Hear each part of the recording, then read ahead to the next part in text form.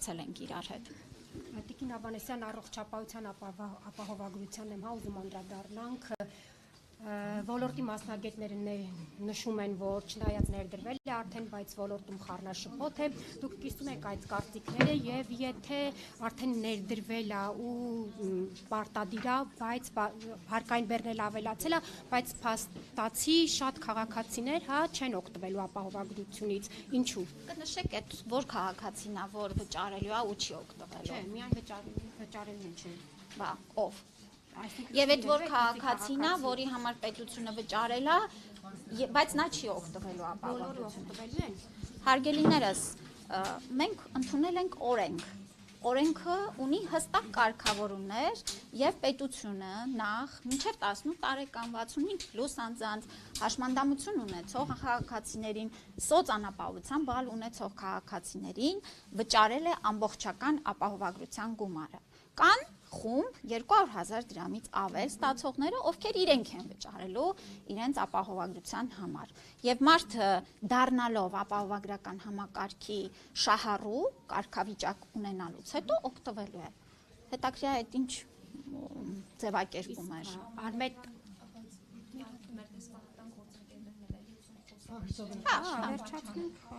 Եվ Տիկին Ավանեսյան, առողջապահական հայց ապահովագրության հետ կապված, ի վերջո այդ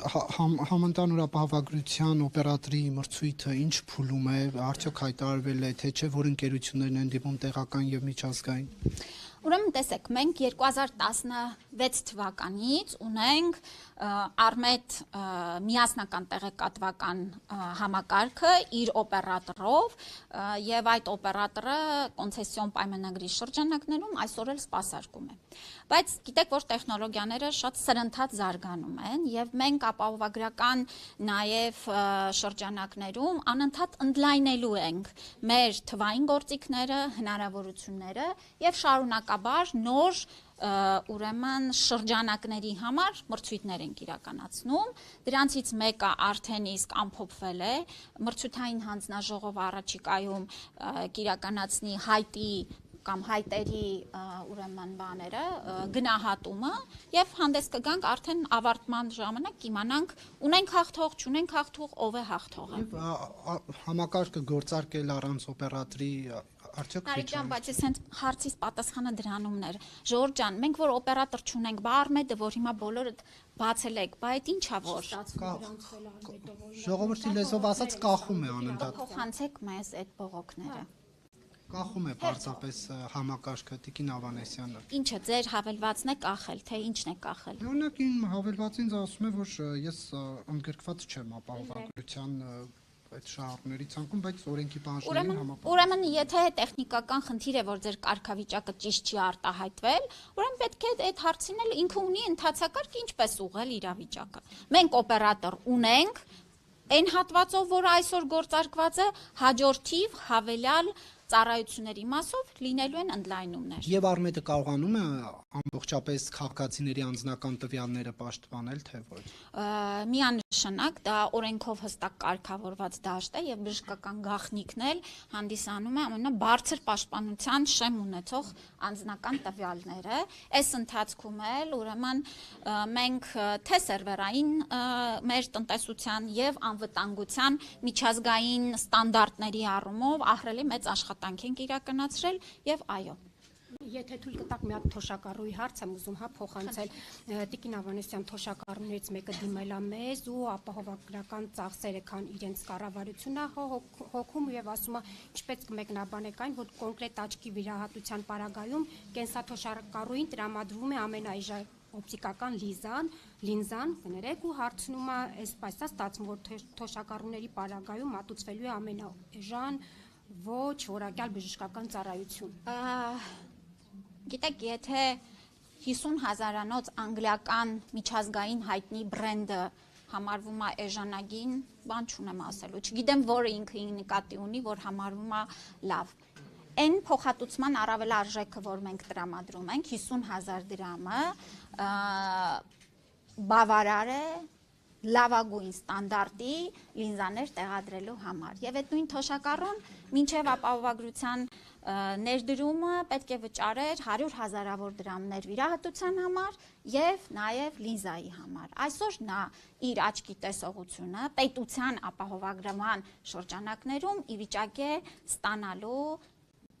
առանց որևէ կոպեկ վճարելու։ Եվ Քանի հոգի է օգտվել ապահովագրությունից մինչև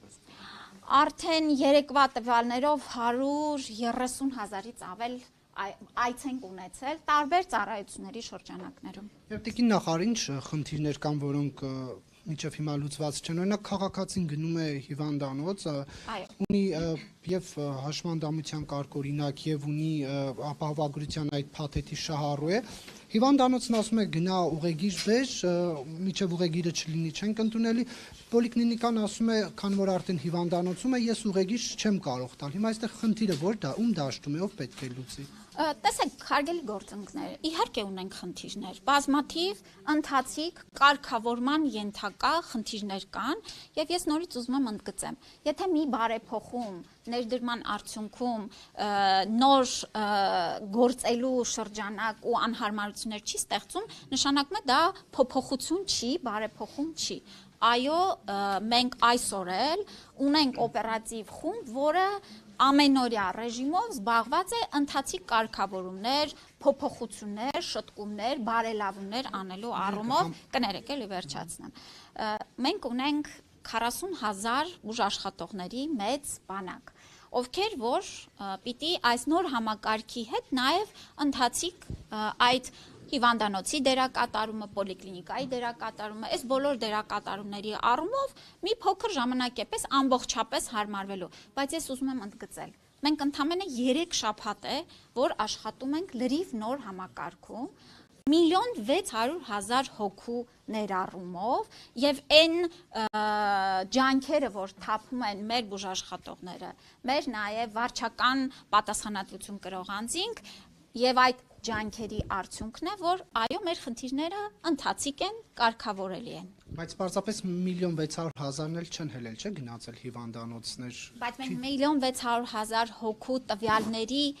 կարգավիճակ շնորհելուց սկսած արդեն գործարկում անում ենք։ Այդքան մարդու զանգերին պատասխանում ենք, այդքան մարդու հարցերին պատասխանում ենք եւ այլն եւ այլն։ Այո, նրանք բոլորը միասին չեն գնացել հիվանդանոց, բայց այդ շահառուների խմբին սպասարկման աշխատանքները դեռ սկսել են դեկտեմբերի վերջի շաբաթից։ Տիկին Ավանեսյան, հարց ապահովագրությունից էլ սոցիալական փաթեթի շահառու քաղաքացիները, ովքեր վճարումները անում են կամ սոցիալական փաթեթի 72,000-ից կամ իրենց աշխատավարձից, նրանք հունվարին հաջորդ տարվա, երբ արդեն եկամուտները հայտարարագրեն, կարող են այդ գումարը հետ ստանալ իրենց սոցիալական կրեդիտից 100,000-ից։ Նախկինում էլ սոց փաթեթի շահառուները սոց կրեդիտավորման մասով առողջապահական չէին կարող հետ ստանալ այդ գումարները։ Նրանց համար կարգավորումները չեն փոխվել։ Իրենց համար այդ սոց կրեդիտներից հետ ստանալու մեխանիզմը աշխատում է միայն ատամնաբուժական ծառայությունների մասով, եւ այս մասով որևէ բան չի փոխվել։ Տիկին Ավանեսյան, գրիպի դեմ պատվաստանյութերի խնդիր հիմա ունի հանրապետություն կամ որտեվ ասում են, որ պոլիկլինիկայում հասանելի չի, հա։